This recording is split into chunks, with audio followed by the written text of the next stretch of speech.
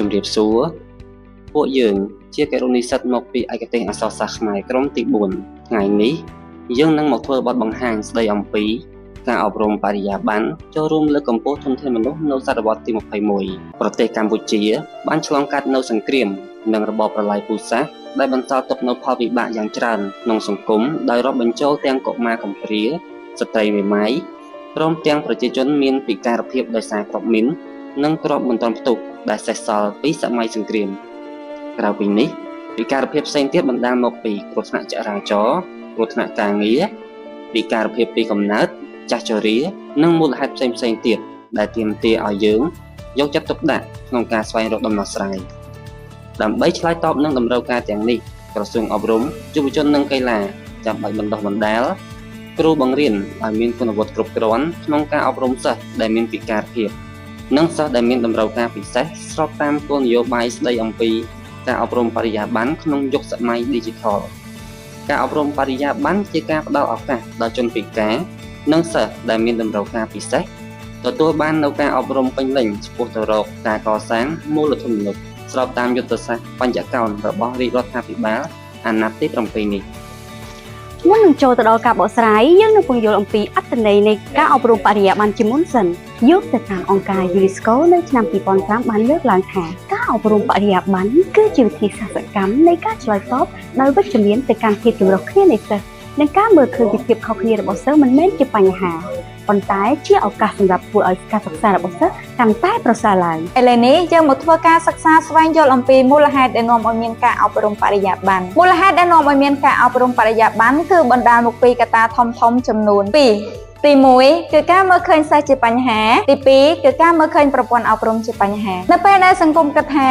សិស្សគឺជាបញ្ហាសម្រាប់ការអប់រំគឺសង្គមនោះដាក់កំហុសទៅលើសិស្សការដែលគេមើលឃើញសិស្សជាបញ្ហាគឺបណ្ដាលមកពីកត្តាមួយចំនួនដូចខាងក្រោមពួកគេមិនអាចទៅសាលារៀនពួកគេត្រូវមើលថែបងប្អូនពួកគេគ្មានលទ្ធភាពទិញសម្លៀកបំពាក់ឬក៏សៀវភៅឬក៏សម្ភារៈសិក្សាផ្សេងពួកគេមានអាយុច្រើនជាងមិត្តភ័ក្តិពួកគេត្រូវរកប្រាក់ពួកគេមានពិការភាពពួកគេពិបាកនៅក្នុងការរៀនសូត្របញ្ហាទាំងនេះបណ្ដាលឲ្យនាយកសាលាសហគមន៍ឪពុកម្ដាយនិងគ្រូបង្រៀនគិតថាពួកគេមិនមានការទទួលខុសត្រូវអ្វីទាំងអស់ដើម្បីធ្វើការផ្លាស់ប្ដូរអាកប្បកិរិយារបស់ពួកគេការធ្វើបែបនេះនាំឲ្យមានការផាត់ចេញចំណែកឯបញ្ហាទី2ដែលបណ្ដាលឲ្យមានការអប់រំបរិយាបន្ននោះគឺការមើលឃើញប្រព័ន្ធអប់រំជាបញ្ហានៅពេលសង្គមគិតថាប្រព័ន្ធអប់រំគឺជាបញ្ហាសង្គមនោះគឺដាក់កំហុសទៅលើប្រព័ន្ធអប់រំនិងអ្នកពាក់ព័ន្ធទាំងឡាយដើម្បីធ្វើការផ្លាស់ប្ដូរនិងដាក់បញ្ចូលសិស្សទាំងនោះទៅក្នុងការអប់រំបញ្ហាទាំងនោះមានដូចតទៅ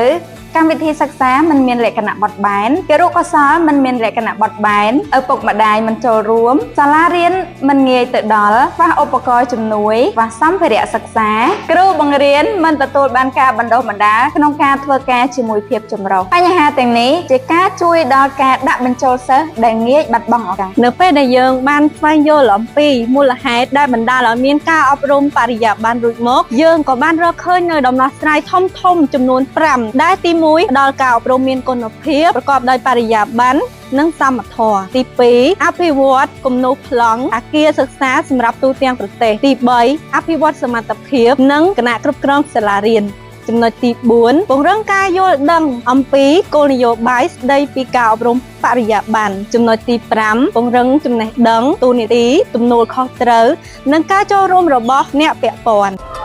លើសពីនេះទៅទៀតនៅវិទ្យាស្ថានជាតិអប់រំដែលគណៈគ្រប់គ្រងសាលាលោកបានបញ្ចូលការអប់រំបរិយាបន្នដែលផ្សព្វផ្សាយដោយលោកគ្រូអ្នកគ្រូឧទ្ទេសដើម្បីឲ្យគរុនិស្សិតគ្រប់រូបបានយល់បន្ថែមអំពីការអប់រំបរិយាបន្នជាការប្រសើរ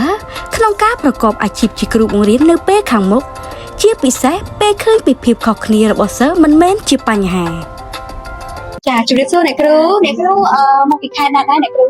ខ្ញុំមកពីខេត្តពោធិ៍សាត់ហើយអ្នកគ្រូសិក្សាឯកទេសភាសាខ្មែរនៅក្រុមទី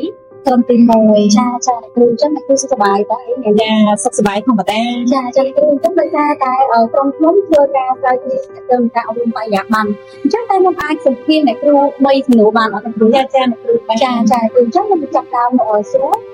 សម្រាប់សំណួរទី1តើអ្នកគ្រូយល់យ៉ាងណាដែរចំពោះប្រទេសយើងសង្គមយើងបច្ចុប្បន្នទៅលើការប្រឡងប្រជែងគឺមានការរើសអើងជាមួយនឹងកាយសម្បទាពូជសម្បល់ឬក៏តាមចឹងខ្ញុំអាច បញ្ចេញគំនិតបានចាបានលោកគ្រូចាចំពោះសំណួរទី1ខ្ញុំគិតថានៅក្នុងប្រទេសជាតិយើងឬក៏ស្ថាប័នមួយចំនួនដែលយើងសិក្សាហ្នឹងខ្ញុំគិតថាល្អដោយសារអីដោយសារទី1តកតងទៅនឹងរូបរាងកាយសម្បទាពូជសាសន៍ឬក៏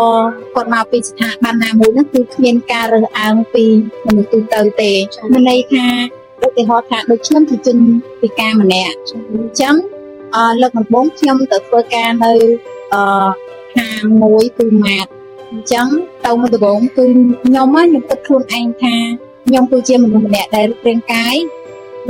យើងអត់សមរម្យអត់រឹងមាំអញ្ចឹងយើងគិតថាគេមានការរើសអើងប៉ុន្តែជាការពិតគឺខ្ញុំបានទៅធ្វើការគឺគេគ្មានការរើសអើងទេអញ្ចឹងមានន័យថាប្រទេសជាតិយើងគឺគ្មានការរើសអើងទេហើយមួយទៀតពីមុនគឺសង្គមជាតិយើងវាមានការរើសអើងដោយសារអីការប្រឡងចូលក្របខ័ណ្ឌនីមួយៗហ្នឹងគឺជាពិសេសគឺគ្រូបង្រៀនមកគ្រូបង្រៀនគេត្រូវការរូបរាងកាយសម្បទារឹងមាំដើម្បីបង្រៀនសិក្សានុសិស្សយើងហ្នឹងឲ្យបានល្អប៉ុន្តែជាក់ស្ដែងអត់ទេជាក់ស្ដែងនៅក្នុងសង្គមកម្ពុជាយើងហ្នឹងគឺមានសិទ្ធិស្មើគ្នាដូចខ្ញុំជាជនពិការខ្ញុំគិតថាមុនដំបូងខ្ញុំអត់អាចមានសមត្ថភាពក្នុងការបរិញ្ញាដល់សិស្សទេអញ្ចឹងគេបានប្រាប់ខ្ញុំថាអត់អីទេដោយសារបច្ចុប្បន្នគឺយើងមានសិទ្ធិស្មើគ្នាអញ្ចឹងមានន័យថាគេរាងកាយគេសម្បទាគេហ្នឹងអត់រឹងមាំហើយមួយទៀតរូបរាងកាយសម្បទាគេហ្នឹងរឹងមាំក៏គេមានសិទ្ធិប្រឡងចូលដែរចាគឺស្មើគ្នាតែម្ដងចាអ្នកគ្រូអញ្ចឹងខ្ញុំសូមសួរទៅអ្នកគ្រូកាន់ចំនួនទី2តើអ្នកគ្រូយល់យ៉ាងណាដែរចំពោះសាលាយើងបច្ចុប្បន្ននេះនៅវិទ្យាស្ថានជាតិអប់រំនេះអ្នកគ្រូយល់យ៉ាងណាដែរចាចំពោះស្ថាប័នឬក៏សាលាដែលយើងសិក្សា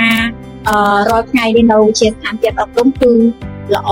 ចឹងមិនបានខ្ញុំនិយាយថាល្អទី1តកតងទៅនឹងការធ្វើដំណើរមានន័យថា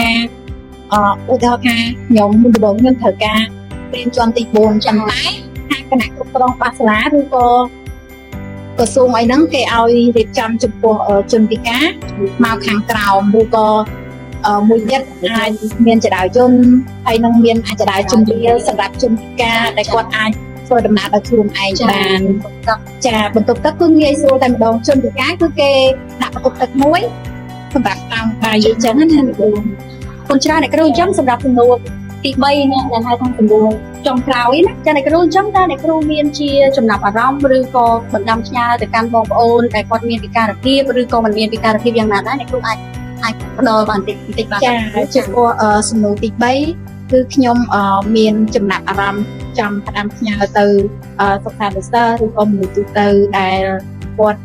មានរូបរាងកាយសម្បទាមិនរឹងមាំទីឯមួយទៀតមានរូបរាងកាយសម្បទារឹងមាំកុំងាយនឹងបោះបង់ពេកមានន័យថាការសិក្សាគឺអាចជួយយើងនៅថ្ងៃខាងមុខថាដូចឧទាហរណ៍ថាខ្ញុំជាជនពិការភាពចឹងអញ្ចឹងខ្ញុំហេតុអីបានខ្ញុំមានការតស៊ូខ្ញុំពីមុនខ្ញុំធ្លាប់បាក់ទឹកចិត្តក្នុងការតស៊ូក្នុងការរៀនសូត្រដូចឆ្នាំនៅពេលដែលខ្ញុំរៀន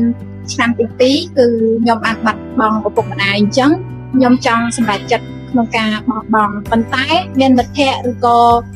គ្រូដែលគាត់ឆ្លល់ជាមតិយោបល់ថាគុំទាន់បោះបង់ត្រូវតែមានការតស៊ូព្យាយាមព្រោះអីសង្គមយើងបច្ចុប្បន្នគឺត្រូវការអ្នកចេះដឹង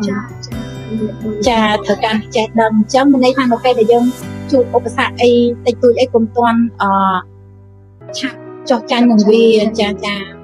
អរគុណច្រើនអ្នកគ្រូសូមជូនពរអ្នកគ្រូមានសុខភាពល្អចាអរគុណច្រើនអ្នកគ្រូចាជារួមមកវិញការអប់រំបរិយាបន្នចូលរួមលើកកម្ពស់ធនធានមនុស្សនាសតវត្សទី